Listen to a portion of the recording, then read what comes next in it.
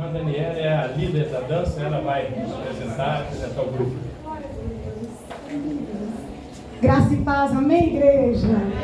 Louvado seja o nome do Senhor. Que bom que vocês vieram, vocês visitantes. A casa está feliz em recebê-los. Pode ficar, é só que mesmo vocês verem, pode ficar à vontade. Não vai preparar não, a gente já contou com o espaço. Pode ficar, pode. Muito bem, pode ficar à vontade, pastor. A gente já tinha contado com o espaço, era só aqui mesmo. Gente, depois a gente vai para todo lugar, continuar lindo como está, tá bom? Mas é porque agora a gente precisa ministrar algo para vocês no coração do Senhor. Glória a Deus. Nós vamos ministrar um louvor, mas antes de ministrar esse louvor, nós vamos fazer uma apresentação de um texto muito conhecido na Bíblia, Gálatas 5. E fala sobre várias coisas. E aqui no meio do capítulo 5 fala sobre a carne e o espírito. Amém? Todos nós conhecemos essa passagem, uma passagem maravilhosa. E de onde surgiu essa apresentação de hoje? A Maria, essa jovem linda que está aqui, só tem tamanho, porque é uma jovem mesmo. É jovem, 12 anos. Há uns 2 anos atrás, ela estava assistindo um vídeo e ela me mandou: Dani, olha que apresentação linda. Eu falei: Maria, achei também, vamos guardar, né? Quando Deus nos proporcionar, né, poder ministrar, nós vamos ministrar. E nós estávamos escolhendo algo até para o final do ano. E eu me lembrei, falei: gente, me ajuda, vamos escolher alguma coisa. Eu me lembrei do vídeo que ela tinha mandado. Eu falei: Maria, nós vamos representar esse capítulo da Bíblia, porém nós vamos fazer da nossa maneira, assim como o Espírito Santo trouxe ao nosso coração. Então a palavra dispensa explicações, porque fala sobre a nossa luta contra a carne, a nossa luta do Espírito contra a carne. Quantos de nós lemos essa passagem? Deveríamos ler mais, porque o tempo que nós temos vivido é o tempo do fim. Então nós temos que saber o que está por vir. Nós temos que saber como está o nosso altar diante do Senhor, como está a nossa vida diante do Senhor. Então eu peço aos irmãos que prestem bastante atenção na apresentação. Ela é bem explicativa, todos vão entender. Mas eu creio que Deus tem ainda mais a falar com cada um de nós. Amém? Louvado seja o nome do Senhor. Glória a Deus. Aleluia.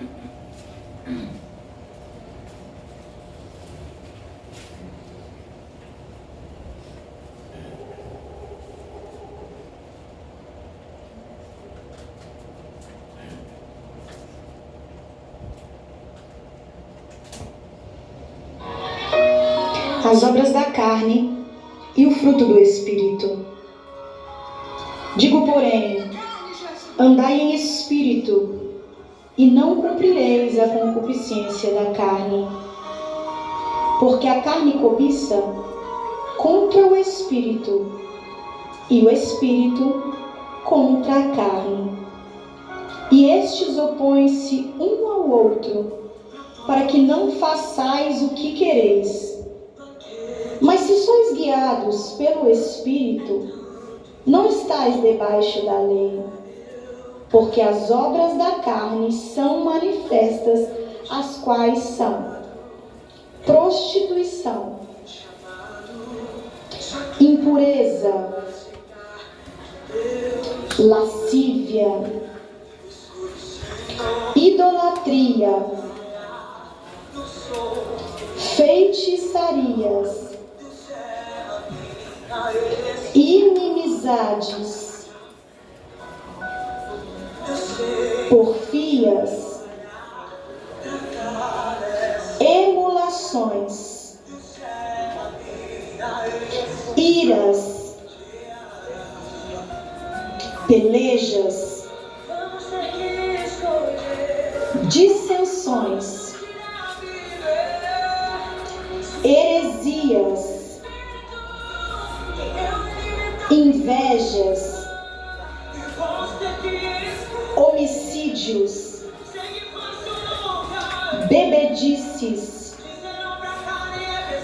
glutonarias e coisas semelhantes a estas, acerca das quais vos declaro, como já antes vos disse, que os que cometem tais coisas não herdarão o reino de Deus. Mas o fruto do Espírito é amor, gozo, paz, longanimidade, benignidade, bondade, fé, mansidão, temperança. Contra essas coisas não há lei. E os que são de Cristo crucificaram a carne com as suas paixões e concupiscências. Se vivemos no Espírito, andemos também no Espírito. Não sejamos cobiçosos de vanglórias, irritando-nos uns aos outros, invejando-nos uns aos outros.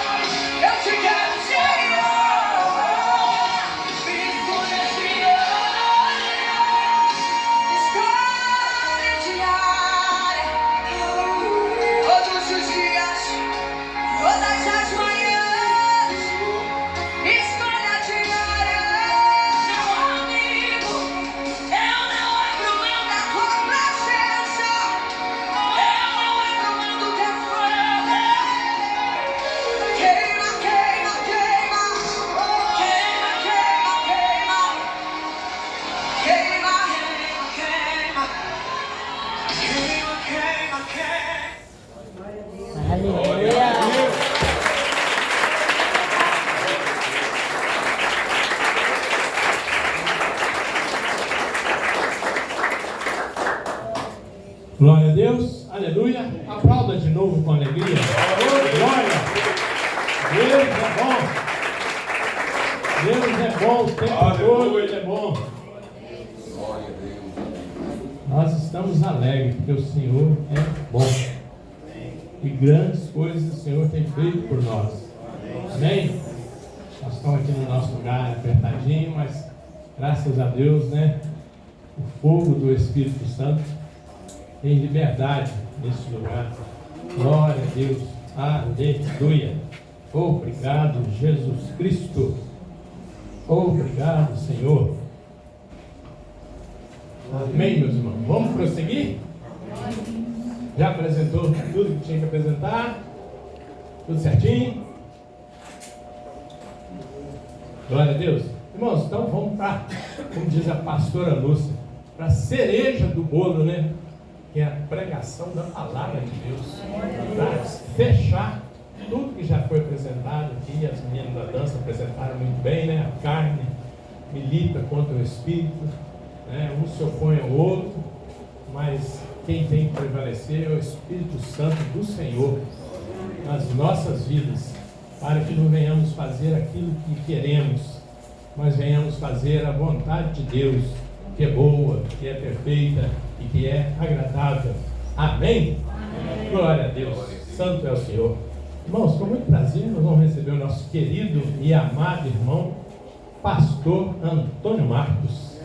Eita glória! Aleluia! Glória a Deus! Pastor, vou deixar para ele se apresentar. Ele já é um querido nosso aqui, sempre que a gente convida, ele atende com muito amor, com muito carinho. Amém? Amém. O microfone para ser esse mesmo? Glória a Deus. Aleluia. Prepara o microfone. Eu falei, obrigado, meu jovem. Mandei alguma mensagem para ele, falei, meu jovem. E ele ficou todo feliz.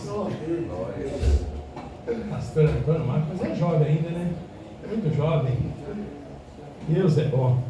Meus irmãos, você que pode, fica em pé, por gentileza. Vamos orar, aí o pastor tem a liberdade, em nome de Jesus. Vamos abençoar a vida do servo do Senhor, que já é abençoado, para que ele seja mais do que abençoado, em nome de Jesus. Amado Deus e eterno Pai, graças te damos, ó Pai, por tudo que o Senhor já realizou até este momento. Queremos agora ouvir uma palavra vinda do trono do Senhor. Abençoa o teu servo, pastor Antônio Marcos, em nome de Jesus. Que ele seja usado pelo Espírito Santo para falar aquilo que assim o Senhor colocou no seu coração. Nós, como igreja, abençoamos o pastor Antônio Marcos com toda a sorte de bênção nas regiões celestiais em Cristo Jesus. Usa ele, Deus, com poder e graça e revelação do Senhor, em nome de Jesus Cristo. Amém. Glória a Deus. Aleluia. Uma bênção, meu pastor. Queridos irmãos, vos saúdo com a paz do Senhor. Amém. Sem perda de tempo, convido a todos que abram suas Bíblias no livro de Oséias, lá no Antigo Testamento, depois de Daniel e antes de Joel, nós temos Oséias,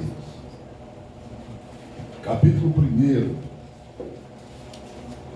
Alegria imensa para minha alma sempre estar aqui com o pastor Rodrigues, pastor Lúcia, um ambiente que a gente se sente acolhido, se sente irmão, se sente família. Que Deus abençoe pelo acolhimento que sempre tem para com o nosso ministério. Oséias, capítulo 1, a partir do versículo 1, diz assim: Palavra do Senhor, que veio a Oséias, filho de Beri, nos dias de Uzias, Jotão, Acaz e Ezequias, reis de Judá, e nos dias de Jeroboão, filho de Joás, rei de Israel. O princípio da palavra do Senhor por intermédio de Oséias. Disse o Senhor a Oséias: vai, toma uma mulher que seja prostituta, e terás com ela filhos de prostituição, porque a terra se prostituiu, desviando-se do Senhor. Foi-se, pois, Oséias, e tomou a Gomer, filha de Diblaim, e ela concebeu e lhe deu um filho.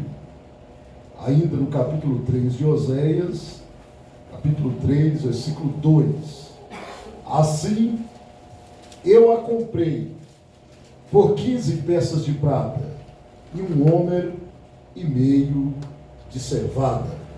Para contextualizar um texto veterotestamentário, vamos ler um texto no Novo Testamento, Lucas 15. Lucas, capítulo 15, a partir do versículo 1.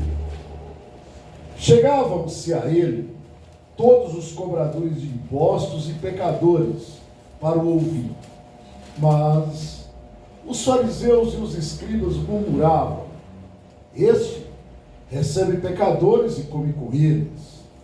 Então Jesus lhes propôs essa parábola: que homem dentre vós, tendo 100 ovelhas, e perdendo uma delas, não deixa no deserto as 99 e não vai após a perdida até achá-la?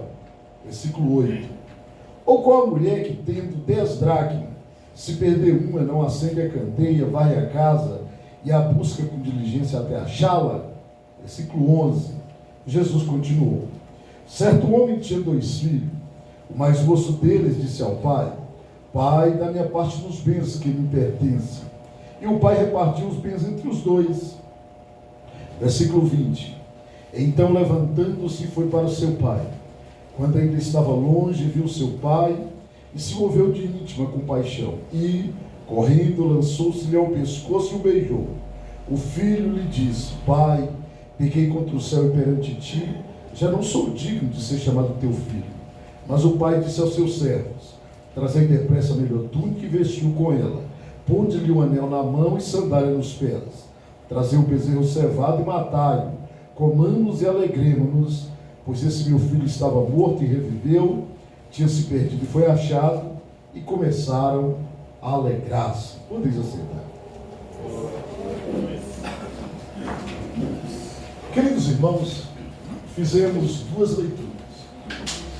Uma no Antigo Testamento, no livro do profeta Oséias. Uma segunda leitura no Novo Testamento, no Evangelho segundo escreveu Lucas.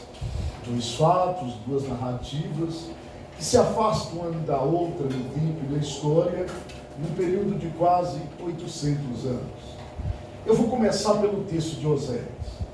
O livro de Oséias, assim como o Cântico de Salomão, são 2 livros muito complexos de se interpretar e de se pensar dentro da Bíblia.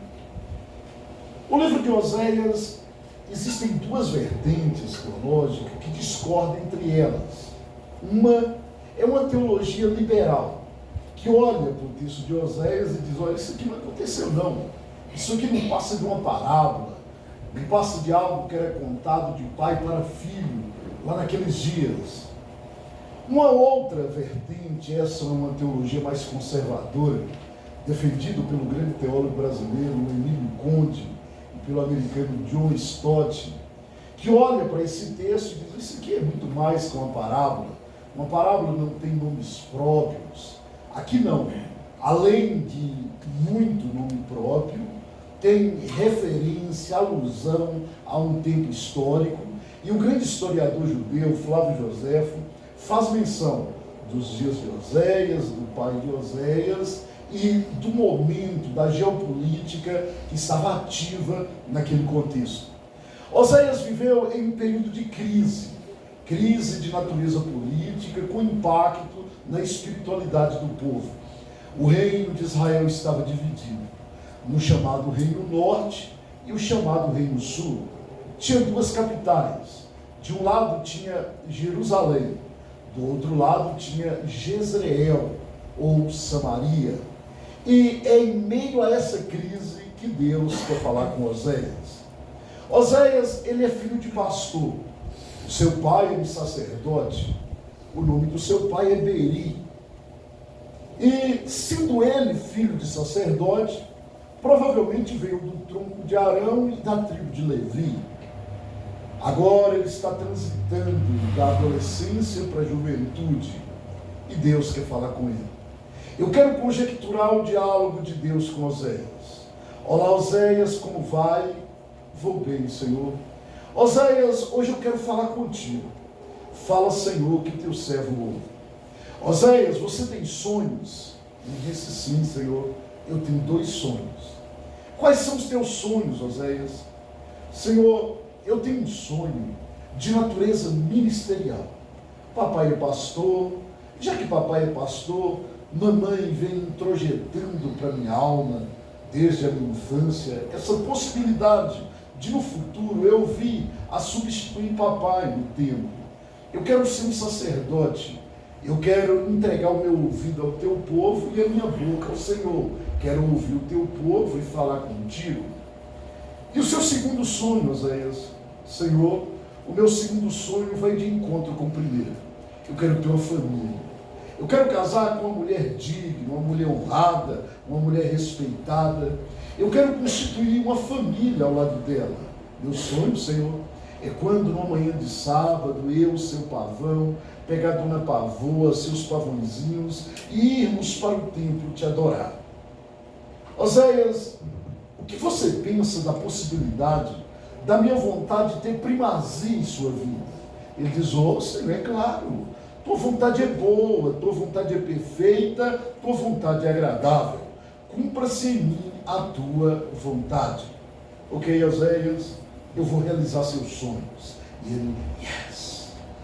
Oséias, eu vou te dar um ministério. Gente, o que é um ministério que Deus vai dar? Só que eu não te quero pastor. Não, Senhor, não. Eu não quero sua boca, eu quero seu ouvido. Vamos inverter. Você entrega o ouvido para mim e a boca para o povo. Eu vou te confidenciar alguns segredos e você fala para o povo. De boa, Oséias, de boa, Senhor. E agora, Oséias, eu também vou te dar uma família. Uma família que Deus vai dar. Eu tenho uma esposa para ti. E ele fica todo alegre. Vamos imaginar que Oséias morasse aqui no Floramar.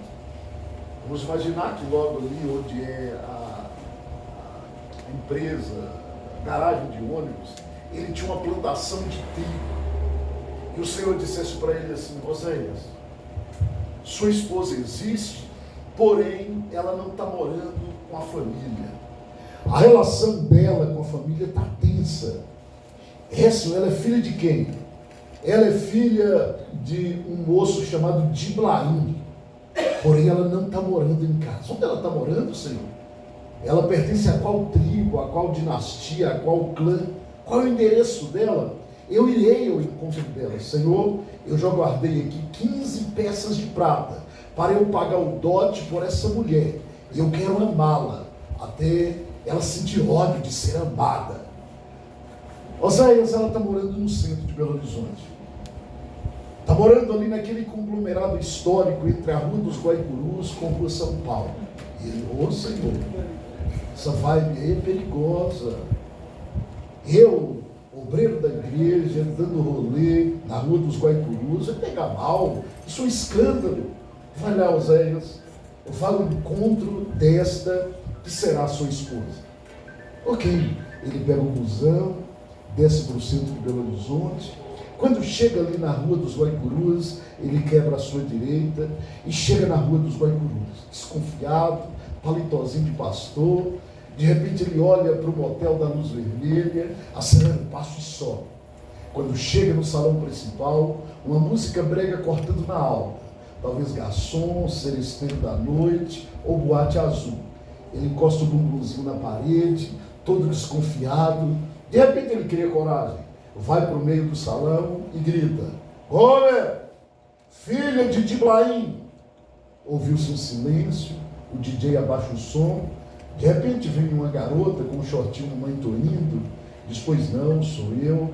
Ele estende-lhe a mão e disse, meu nome é Oséias, eu sou filho do pastor Beri. Eu nunca vim nessa bagaça aqui não. Eu vim aqui porque Deus mandou eu tomar-te como esposa. Queres tu casar comigo? Queres constituir uma família ao meu lado? Ela não tinha nada a perder. Eu disse, eu topo. Ele segurou-a pela mão, deu-lhe um beijo ardente, desceu a escada, pegou o busão e veio para o Floramar. Tudo ia bem. 2 jovens saudáveis. 9 meses depois, estava chegando o primeiro filho. E Oséias está feliz da vida. E Deus quer falar com ele. E aí, Oséias, felizão? Feliz demais, Senhor. Você papai. Já pensou o nome, Oséias? Já eu e Gomer andamos olhando aqui uma revistinha, um número que viesse caracterizar o ser dessa criança que está chegando. E está muito feliz, Senhor. Só que você não vai dar nome para nada, Oséias. Como assim, Senhor? Você não pediu para a minha vontade ter relevância em sua vida? Ele, é. Ô, gente, pai e mãe são os bichinhos mais bobos que existem quando estão nascendo os primeiros filhos. Eu me lembro quando minha primeira filha nasceu, que empolgação. Eu e minha esposa pensando que nome nós iríamos dar para aquela criança. E decidimos, vai se chamar Thaís Cristina, que significa das águas para Cristo. Cristina. Estávamos dizendo, Deus, permita que nossa filha dê um mergulho existencial nas águas da vida, pois ela é Thaís Cristina. Nasceu a segunda, não tem um significado, tem uma história. Débora Ludmila, uma abelhinha serelepe, uma alusão a Débora, a grande juíza de Israel. No tempo de uma geração patriarcal, misógina, essa mulher liderou a nação de Israel, não somente politicamente, mas espiritualmente. Olhamos para o nosso bebê e diz, oh Deus, permita que ela seja tal qual a juíza Débora. Nasceu o terceiro, um menino, Marcos Gibran, o martelo guiado por Deus.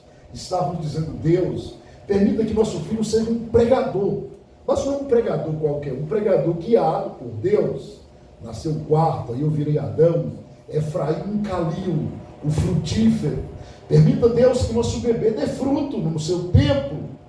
Aí nasce o primeiro filho de Oséias. Deus disse, quem vai dar nome sou eu. Que nome eu coloco, Senhor? Põe o nome dele de faixa de Gaza. É o mesmo lugar que bomba está torando lá. Põe o nome dele de Jezreel.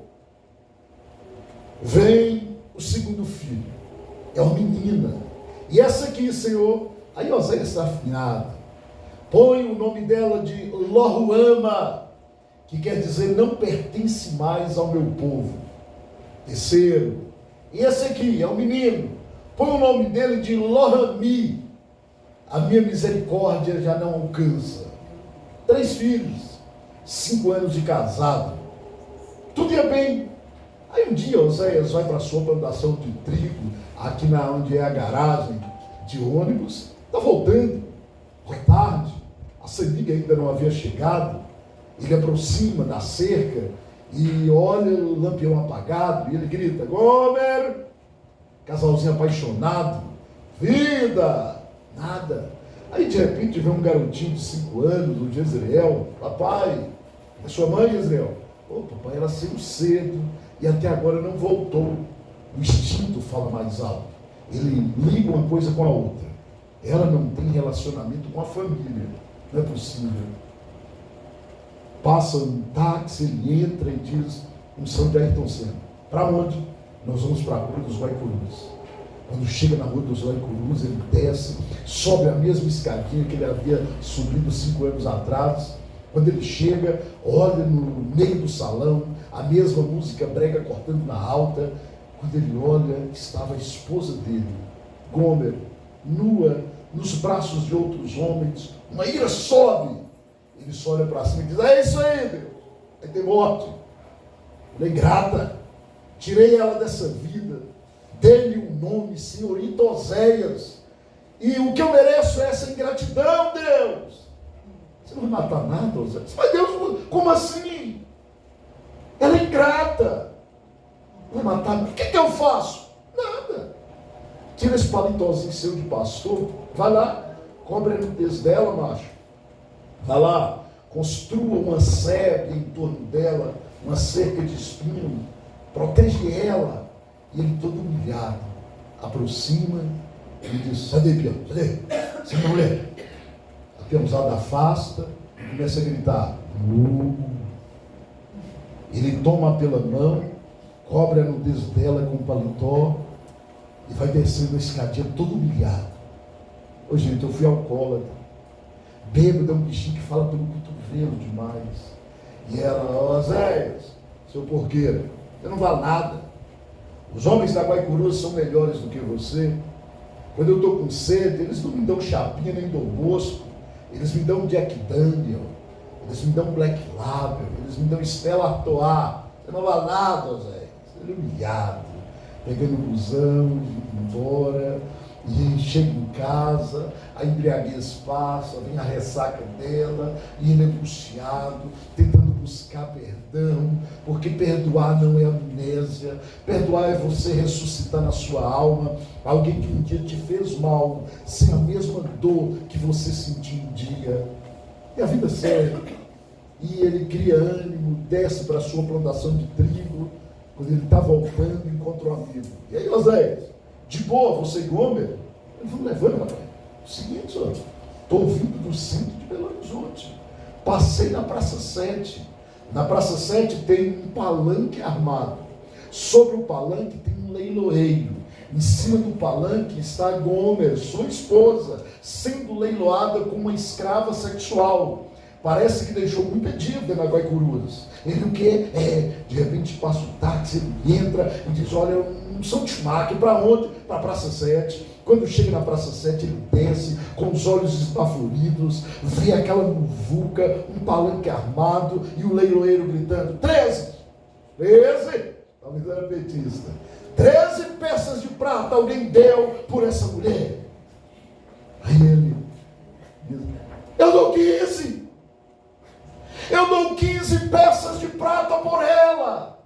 E o leiloeiro, ora bolas. Esse cavalheiro não se inscreveu para o leilão, chegou de última hora, está dando 15 peças de prata por essa mulher. Ela deve ter um valor imensurável por ele, para ele. E ele, preocupado, enfia a mão no bolso, conta 15 peças de prata, com medo de alguém cantar um lance maior. Aí ele, aqui, eu tenho 15 peças de prata. Mas lá no Floramar eu tenho uma plantação de trigo e uma colheita de cevada. Por essa mulher eu dou 15 peças de prata e 1,5 homer de cevada, 1,5 saco de farinha.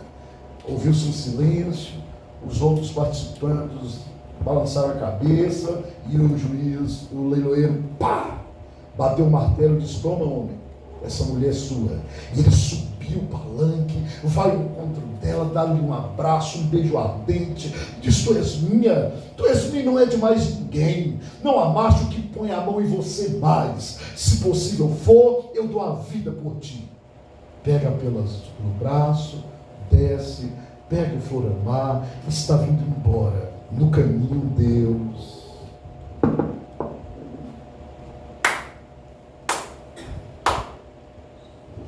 Parabéns, Oséias. Você está começando a entender o que é meu amor pelo ser humano. Não se preocupa, porque um dia você pensou em cometer uma bobagem. Porque eu já pensei assim acerca do meu povo. Eu tenho um povo, Oséias, que é tão ingrato quanto Gomer.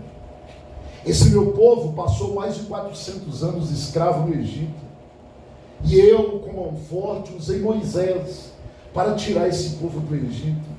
E quando esse povo estava saindo do Egito, Moisés, alegrão, imaginou que estaria saindo dali uma geração de adoradores mó. Sabe de nada, inocente. Bastou chegar no deserto, eu chamei Moisés para um particular no Monte Sinai. Quando Moisés desceu do monte, esse meu povo, que eu tirei da escravidão, estavam ajoelhados em frente a um bezerro de ouro. O sentimento que eu tive em nada difere com o que você teve a primeira vez. Eu pensei em acabar com essa gente. Porém Moisés pulou na frente e diz, oh Deus, se era para tirar esse povo do Egito, para matá-los aqui, por que não deixou morrer lá? Oh Deus, se é para matar esse povo, mate a mim, mas deixe esse povo viver. Eu vou provocar seu cérebro com uma neurolinguística. E daqui 10 anos eu vou te encontrar, você vai estar lembrando dessa mensagem. Imagine, joga para fora do seu cérebro a tela de um computador. Jogou? Agora, desse lado, desse HD biológico, que é sua memória, você vai clicar e abrir uma pastinha. Abriu? Pega tudo que eu falei no livro de Oséias e põe na sua memória aqui. Não é desse lado, é desse lado. Agora, desse lado, você vai clicar, abre uma segunda pastinha. Abriu? Agora, tudo que eu vou falar em Lucas 15, que é o segundo texto que li, você vai pegar e pôr na sua memória aqui. Desse lado nós temos Oséias, Gomer e um escândalo. Desse aqui, Lucas 15. Lucas 15 é a sala dos achados e perdidos. Em Lucas 15 nós temos 3 parábolas. Essas 3 parábolas, elas se convergem. Temos a parábola da ovelha perdida, a parábola da moeda perdida e a parábola do filho perdido. Na parábola da ovelha perdida, a perda é de 1%. Era 100, um se perdeu. Na parábola da moeda perdida, a perda é de 10%. era 10 dracmas, 10 moedas, não se perdeu. Na parábola do filho perdido, a perda é de 50%. Eram 2 filhos, um se perdeu. Mas quando você analisa a parábola, a perda era maior, porque o outro achava que não estava perdido. Mas o filho, o irmão do filho pródigo, era mais pródigo do que o pródigo, era um religioso. 3 perdidos e 3 achados. Na parábola da moeda da ovelha perdida, ela se perdeu, mas não queria se perder. Ela não saiu de manhã e disse: eu não quero nem saber. Esse pastorzinho, nem vou falar com ele. Mas ele vai me pegar com as 99, quando chegar lá no campo, eu vou chutar o pau da grama, vou fazer bolinha na água, mas eu não volto para aquela brisa. Não era uma ovelhinha revoltada. Saiu, só olhando para baixo, graminha verdejante, água cristalina. Quando resolveu olhar para cima, estava escuro e era noite. Perdeu, mas não queria se perder. Na parábola da moeda perdida, a mesma coisa. A culpa não é da moeda, a culpa é da mulher. 10 anos de casado, ou talvez havia recebido do pai aquele presente, uma espécie de dote, um presente paterno, e todo ano ganhava ali uma dracma, ela colocava na diadema, e representava a honra, a dignidade dela, como mulher casada, mulher digna.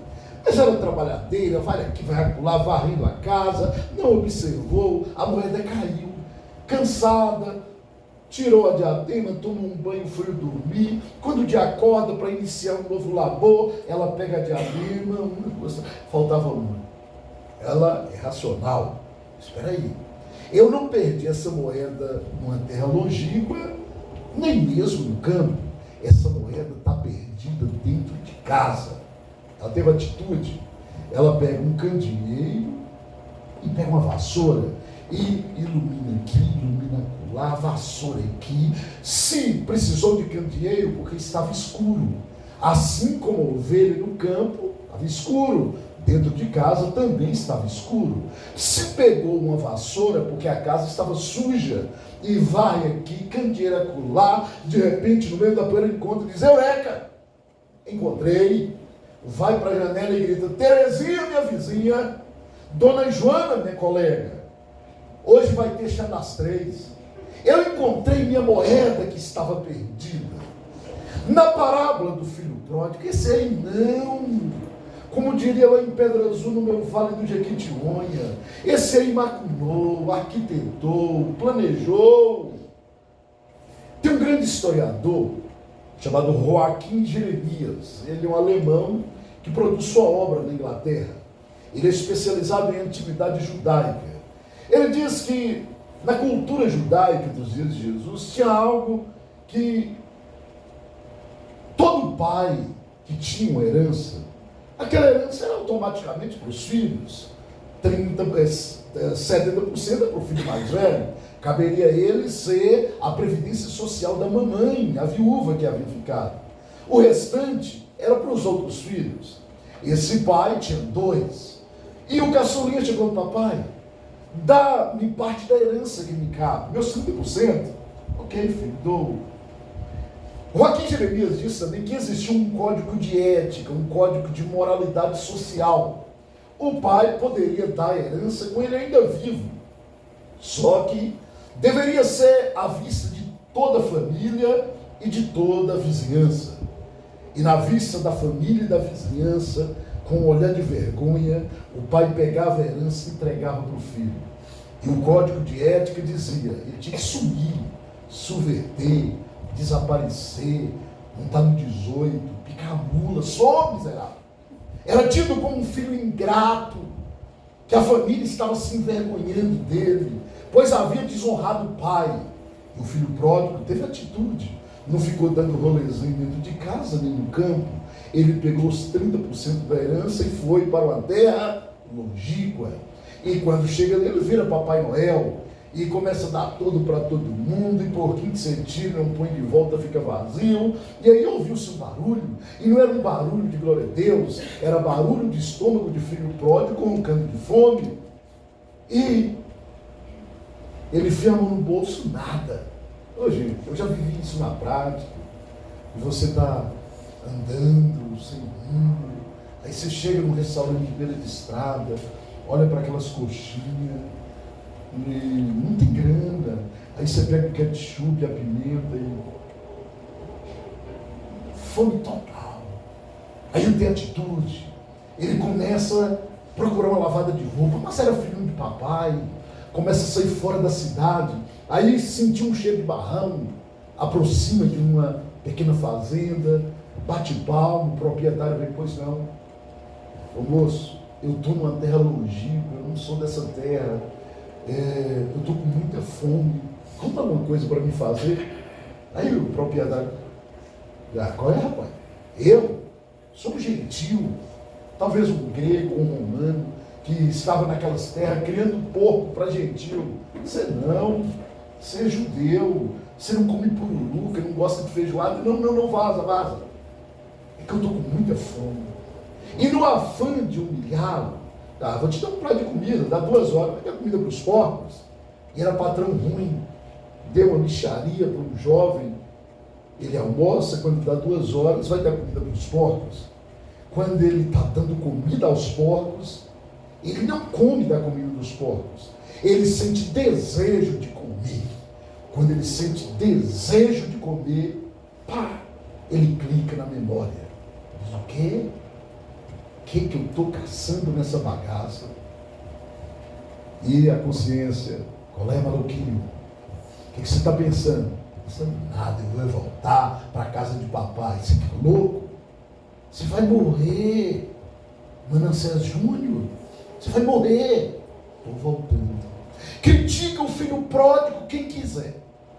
Só não chama ele de arrogante, prepotente, pedante, narcisista, orgulhoso e vaidoso.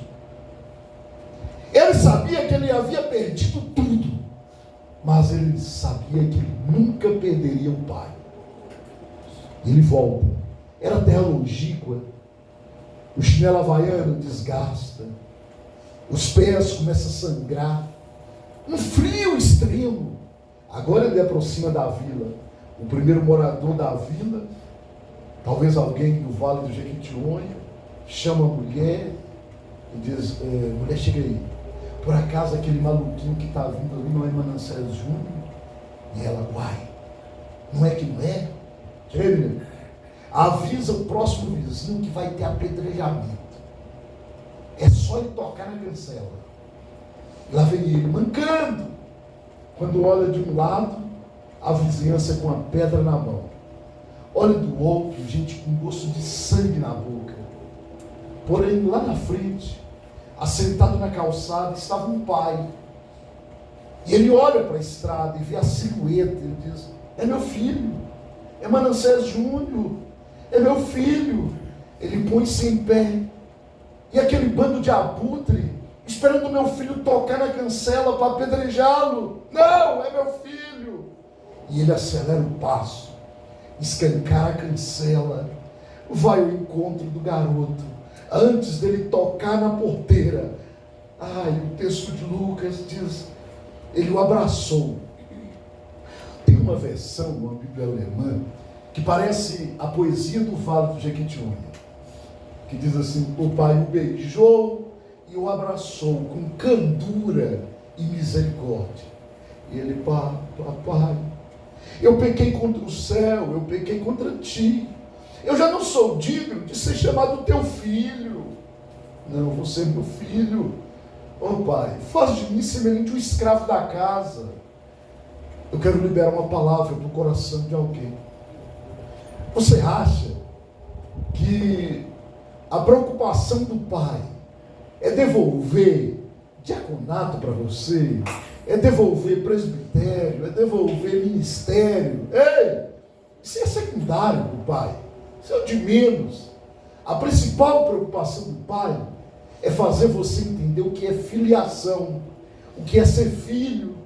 Porque ser escravo da casa é fácil, difícil é ser filho. Difícil é carregar o peso da herança paternal. Não, você é meu filho. Aí o pai só olha para trás e diz: capataz, pois não, patrão. Traga aquele anel com o brasão da família. Porque esse meu filho já não se sente mais parte da família. E ele o é. Ô capataz, sabe aquele chinelo havaiano ornamentado de diamantes? Traz lá os pés do meu filho. Foi uma caminhada longa. Quando alguém tem que voltar de volta à casa paternal, é um caminho longo. Porque quando sai, a fraqueza espiritual faz a pessoa falar asneira e de repente desgasta demais. Quando ele supera isso, é um caminho longo.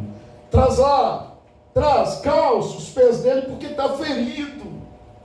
Capataz, sabe aquela túnica, aquele blusão siberiano que suporta o frio do Alasca? Sim, patrão, traz lá. Meu filho está sentindo frio. Traz aquela veste que é mais que uma veste, é um reveste. Reveste, meu filho, capataz. Capataz, sabe aquele novilho que nós servamos para a Páscoa? Sim, patrão. A Páscoa é hoje. A Páscoa é agora. Esse meu filho estava morto e reviveu. Estava perdido e foi achado. E até aquele bando de maluco, aquele bando de vampiro que quer matar filho que eles não geraram. Quem gerou foi eu. Quem foi envergonhado foi eu. Quem está perdoando sou eu. E ninguém vai matar filho meu. Até eles vão comer o churrascão coletivo dessa Páscoa. Pega tudo isso e põe na segunda pastinha. Na segunda pastinha nós temos 3 parábolas. Essas 3 parábolas têm o mesmo significado: a graça, o favor imerecido de Deus. Aqui no meio você clica, abre uma terceira pastinha. Abriu? Ok. Faz o seguinte, clica na primeira. Clicou? Faz um Ctrl+C, Ctrl+V, copia e cola. Pega tudo que está aqui e põe na terceira. Quem não tem noção de TI, pega tudo que está nessa sacola aqui e põe na terceira sacola. Está vazia. Clica na segunda, Ctrl+C, Ctrl+V, copia e cola. Pega tudo que está nessa sacola aqui e põe aqui. Está vazia. Vamos fazer o seguinte: excluir. Deixa só uma. Vamos renomear essa pastinha. O título dessa pastinha é o tema da mensagem dessa noite: o escândalo da graça. A graça de Deus é inexplicável. A graça de Deus é insofismável. A graça de Deus é um escândalo. O ser humano, para não ser salvo, ele tem que ser o Satanás. Ele tem que ser o capeta. Porque se depender do Pai, ele não abre mão de ninguém. Quem joga ser humano fora é o besta, nós. Deus não abre mão de ninguém. O Pai já te perdoou, mas você não se perdoa. Quem joga ser humano fora, por causa de comida, por causa de bebida, somos nós. Essa graça é escandalosa. Foi isso que Paulo escreve a Tito no capítulo 2, versículo 11. Porque a graça de Deus se manifestou, trazendo salvação para todos os homens. Pela graça sois salvos, mediante a fé. Isso não vem de vós, é um presente, é um 0800, é uma boca livre, é uma dádiva, é uma doação, é uma dádiva de Deus. A salvação é porque você creu. O fato de você ter crido, isso serve como testemunho. Crê somente. O escândalo da graça. Eu lembro, tempos atrás, eu fui pregar em Manaus, no Amazonas. Era um encontro de homens às margens do rio Purus. Era um trabalho que aconteceu no sábado à noite, dormimos lá, teve domingo pela manhã. Aí, domingo pela manhã eu preguei, e eu gosto muito de cheiro de mato. Eu saí andando por aquele pomar, muitas plantações, e aquelas lendas míticas do Amazonas ficaram na minha cabeça, como eu queria ter passado mais tempo ali. Aí eu rodei, cheguei na entrada do sítio, tinha uma guarita, e um moço ali, que era um zelador. Eu me aproximei e disse, bom dia. Ele, bom dia. Ele disse, foi o senhor que pregou ontem à noite? Eu falei, foi. Eu havia pregado sobre o rico e Lázaro. Aí ele disse assim, como Deus falou comigo. Eu falei, que bom. O senhor já conhece o Evangelho? Ele disse, sim, mas tem muito tempo que eu estou afastado do Evangelho. E eu disse, rapaz, tem que voltar, senhor. É uma história muito longa. Eu vou te comentar algo aqui, eu não comento isso com ninguém não, mas naquela época que a polícia militar pegava no laço, essa polícia quer, vem cá, eu me tornei um policial. E aqui no Amazonas, naquele período, dava muito aquilo que a gente chama de banda podre da polícia, né? Gente ruim, que queima o nome da instituição. E eu fui trabalhar com um grupo de homens, que com o tempo eu vi que tinha algo estranho. Aí um dia, nós fomos fazer uma ronda na periferia do bairro, de repente tinha um jovem assentado assim na calçada, meu superior diz assim, vai lá, põe aqui para dentro. E eu, novato, peguei e joguei o moço no camburão, imaginei, deve ser alguém com problema, vou levar para a delegacia. Só que não. Começamos a sair fora da cidade para a zona rural. Quando chegou na zona rural, jogou ele fora do camburão, o meu superior tirou a arma, pá, deu um tiro nele. O outro fez a mesma coisa. E eu sem entender nada disso. Isso é matador de polícia, não merece viver não. Atira, porque se isso sair fora, eu não sabia que foi você. Eu me senti intimidado no meio da noite, peguei minha arma, e ele disse, pastor, eu não atirei de lado. Só que eu saí dali, eu já não era o mesmo. A mente daquele moço ficou na minha memória. Eu não conseguia dormir.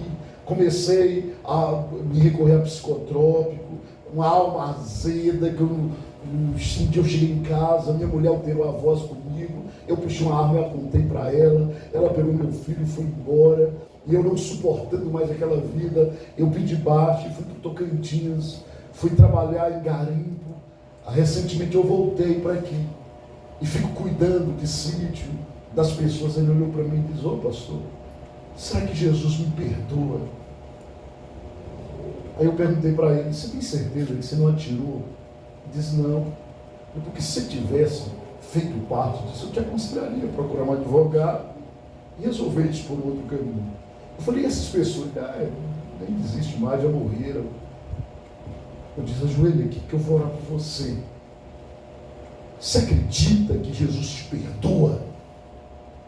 Ele começou a chorar, eu orei por ele, dei-lhe um cartãozinho, fui para Manaus e ficou aquele moço na minha memória. Passaram-se uns 2 anos, o telefone toca, um DDD diferente. Ele, pastor, sou eu, fulano de tal. O senhor lembra quando o senhor esteve aqui em Manaus, no encontro de homens, às margens do Rio Purus? Eu disse, lembro. Você lembra do caseiro que o senhor orou por ele aqui na portaria? Eu disse, lembro. Pastor, eu me firmei com Jesus. Eu sinto uma paz tão grande dentro da alma. Aquele sítio que teve um culto é um ponto de culto, de evangelístico. E nós estamos evangelizando os ribeirinhos. Eu e meu patrão estamos aqui falando do amor de Jesus. O pastor presidente veio aqui e disse que o dia que meu patrão não vier, eu vou dar abertura no culto, pastor. Pastor, eu sinto o perdão de Deus, eu sinto paz dentro da alma. Eu estou indo de encontro ao meu filho, pastor. Eu vou tentar, se eu não salvar mais a minha família para o meu lado, pelo menos eu vou encontrar um filho que vai saber que tem um pai. O perdão de Deus. A palavra que eu tenho para o seu coração é essa.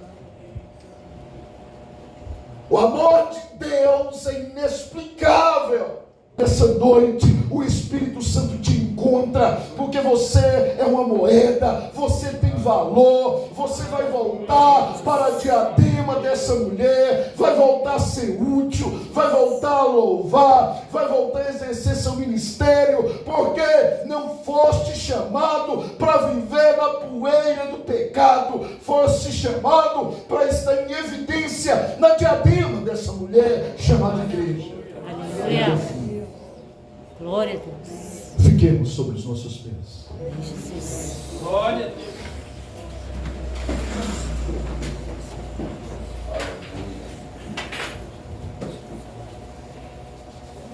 Enquanto eu pregava, você também viu um pai se levantando da calçada, escancarando a porteira para ti. Tudo depende da sua humildade, que eu acho que ainda tem. A humildade de reconhecer que sem o pai, você não é nada. Longe da casa do pai, só tem lavagem de porco.